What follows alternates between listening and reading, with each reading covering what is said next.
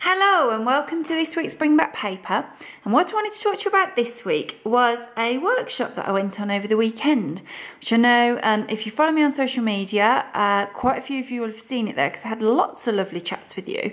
Loads of you were interested to find out a little bit more, so I thought what I'd do today is just share a little bit more about how I got on at the workshop and also show you, I hope, a few basics around modern calligraphy.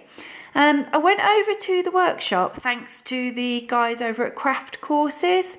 So that's the people that I'm working with at the moment. And they sponsored me to go along. So thank you to them.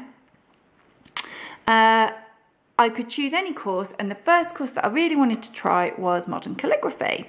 I really like seeing modern calligraphy. I see it come up a lot in my feeds because I follow quite a few people who snail mail. My husband also...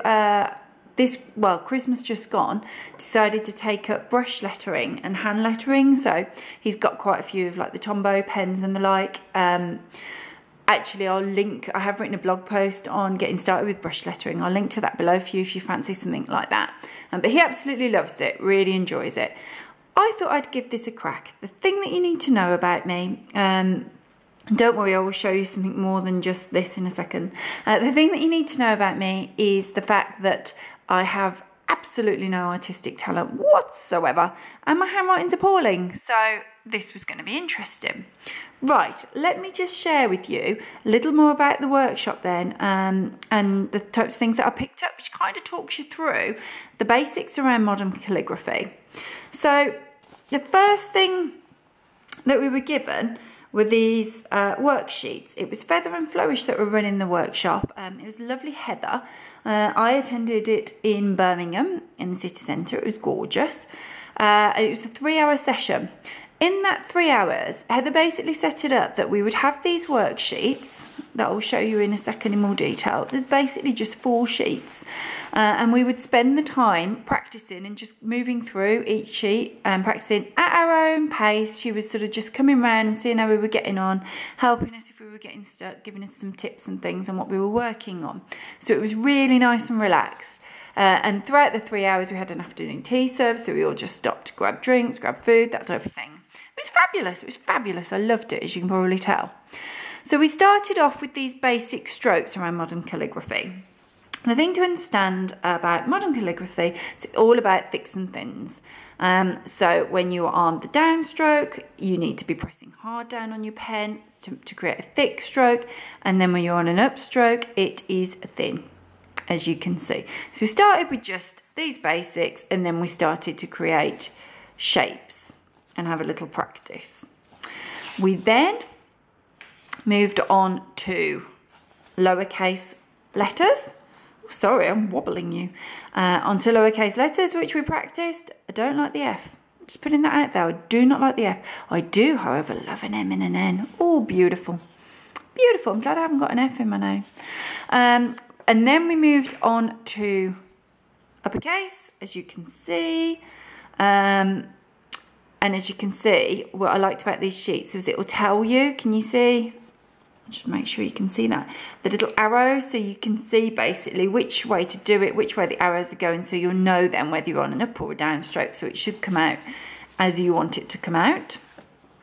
And then the final sheet that we were practicing was actually moving on to a few words. And whilst we were all practicing this, Heather was coming round, and if there were any particular words, like a few of us were talking about perhaps our kids' names, things like that we wanted to write, she was writing it out for us so we could copy it, which was lovely. So, and then the final sheet were some supplies, resources, tips type of thing. So let me just show you the kit that I then got, which came with the workshop, and then I bought a couple of extras as well. When we arrived, we were given the pen holder and the nib, and we popped the nib in ourselves. The pen holder is, this is a Speedball straight holder, and the nib that I was using is a Nico G, a nib made in Japan. Whilst I was at the workshop, I also grabbed myself another one. Look, it's very pretty, isn't it? So I've got a spare nib there as well. the advice was that probably if we just did a couple of sessions of practice a week for about half an hour, which is what is recommended following on from this, just to practice and develop, that the nib will probably last a couple of months. So I thought I would get a spare one ready, and hopefully this one will be fine. They are, I don't know whether you can see, you can push down really hard. Can you see that splitting on there? I think you can. You can push down really hard on these, which is obviously the point, because you really want to be pushing down to create those thick strokes and then going up quite lightly. We're advised to hold the pen at a slight angle, which I think, well, I certainly do. I think a lot of people probably do anyway when they're writing. So it didn't feel like, at no point did I think, oh, this feels a bit awkward, I'm holding the pen in like a strange way. It felt like I was holding the pen in the same way that I always hold a pen. I probably do write perhaps a little bit more than a lot of people do nowadays, because I do send letters to pen pals. I write letters maybe once, twice a week. I also love a to-do list, so I'm always scribbling away on my blog diary and stuff, and I also keep a bullet journal in which I use a fountain pen, so I am quite used to sort of the flow of that and the ink. And I do write quite regularly, but it's a different skill, and what was pointed out on the course was that this is more of an art form than handwriting. Don't think of it as writing, think about it as creating art, so, which helped me, since as my handwriting's awful. The ink then that we were given, so we were given this on the course. I had my lovely little name holder when I arrived in the white ink, which I liked, so I bought some white ink at the end of the session because I really like that effect. And also I have a few envelopes with like craft paper, so I'm planning to use those with the white ink, which I think will look gorgeous similarly to this. And I also bought myself this little rose gold ink, which you need to use like a pipette really, and just create a little well there in order to use your dip pen with it. So that's what I bought, which tells you how interested I was in it, that I still chose to buy a few extra bits and that I really want to carry on with this. As I say, I'll mainly use mine for snail mail, but beautiful for Christmas cards as well, won't it?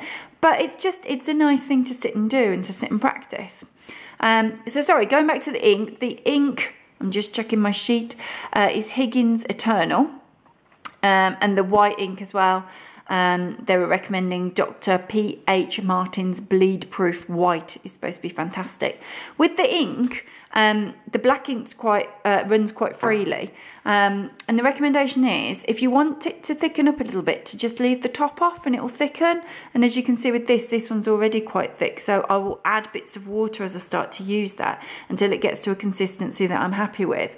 And again, if I go a little bit too far, leave the top off, it thickens up. Quite like the white ink because it kind of leaves, it's like that's raised, I can feel that across there, so it's quite thick. Generally when you're using your pen, you want to be dipping maybe every 2 or 3 letters, so that will give you a feel for the kind of ink that you want to be aiming for and the consistency. So if I can let me just show you what I was doing so you can see what I did like sort of straight away, so how badly it began. Or not, as the case may be. So as you can see, I was just practicing, but by the end of the page, I was starting to get a feel for the pen, except for these Fs. I hate the Fs. See how much I practice the Fs and I still don't like the Fs. I was starting to get a feel for it, as you can see, and moving along. I just kind of want to show you this, really so you can see how I was getting on just within the first couple of hours of doing it. The alphabet on there, and then I moved on to practicing some of the words. I always seem to slope down. I need to get better there. Obviously I can use line paper underneath the sheet, but it'd be good if I could just get better. So I can see when I'm looking at these, I can see loads and loads of flaws in them, obviously, and I can also see where I've stopped and started, because what I was doing throughout actually doing these is I was like copying them off the sheet, so I was sort of doing it and then going back and looking. And really the aim is just that I will get that much more comfortable with the alphabet and what I'm writing, so that I'll be flowing hopefully a little bit more, so hopefully they'll look a little less stilted. But I think for first attempts, I was quite pleased with those. I felt like I was getting the effect that I wanted to get, and now it is just a case of coming away and practicing. So if I just show you quite quickly before I sign off. Oh, and the paper. It's really important to think about the paper you're using as well, because when I came back to practice, the paper that I was using, straight away, I was doing this and either the ink was bleeding, which of course it can do, you might need to thicken it up, but it was just Poundland paper, so maybe it was the quality of the paper there. So I switched it and then I tried something else that was a bit thicker paper and my pen just got stuck and flicked ink all over me. So then I tried this, which is... it's radio paper, because we have loads of radio paper in the house, and it tends to be better quality paper. So this I was a bit more comfortable with. Let me just go on in. So it is worth thinking about, obviously, actually your ink and your pen, but also thinking about the actual paper that you're using as well.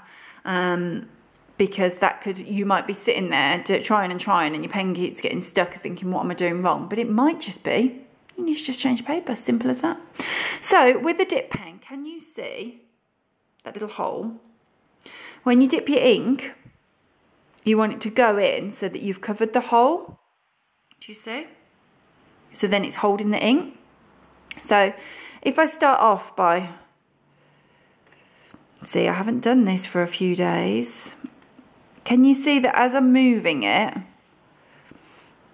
see how quickly it can run out as well? That as I'm moving it, I'm pressing hard as I go down.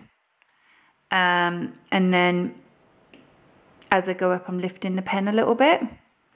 The other thing that they said, which I thought was quite good, is to bear in mind that even though it looks like I'm joining this up, you can see that I'm obviously stopping for ink, but also you can take it really slowly. So it might be that as you're doing it, it looks like it's joined up, but it's not joined up at all. You've just done loads of separate letters because that's how you're most comfortable doing it. My pen, come on pen. And you can see how frequently it does run out there. So, okay, it's scratchy, bear with me. I've literally not picked this up since the weekend when I had a little practice. But you can see as I'm moving the pen, as I'm going down, I'm really pushing down. And then as I'm going up, it's just that much, I'm doing it that much more lightly. So, an M's a great one because you can see the up and the downs going.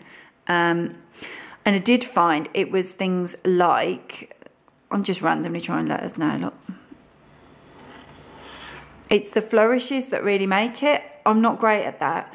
I think this goes back to my lack of artistic talent that I mentioned, and that if you've watched me regularly, you will totally understand.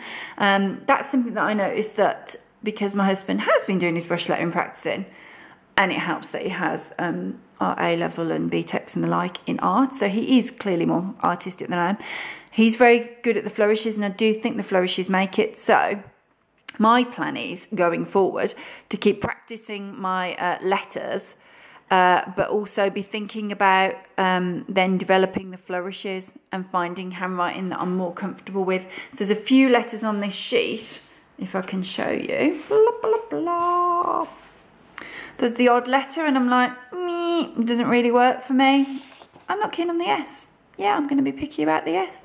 So I think if I was just going to do an S, I would just go, oh gosh, I would probably just do something like that. Just making it up, I'm making it up. Ooh, see, it does get stuck occasionally. Or even just a straightforward S. Maybe with the tail on. But in any case, the idea is, because this is modern calligraphy, you don't need to stick that closely to the lettering. These are a guide for you until you start to develop the style that you're comfortable with. And then sort of going on from there, it's a case of practice, practice, practice, practice, practice. So you will find that if you watch me in my Insta stories, you'll probably see me a couple of times a week sitting down with my little dip pen and having a little practice just to see if I can get better and better and better. This has literally been the result of sort of three and a half hours worth of writing and practicing. So what I would say to you as a bit of a leaving it here, firstly, if you can get on a workshop, get on a workshop. I know I would not have done this if I had bought a book or if I had watched a video. If you do it like that, then hats off, great, carry on. But I just know I wouldn't have gotten around to it.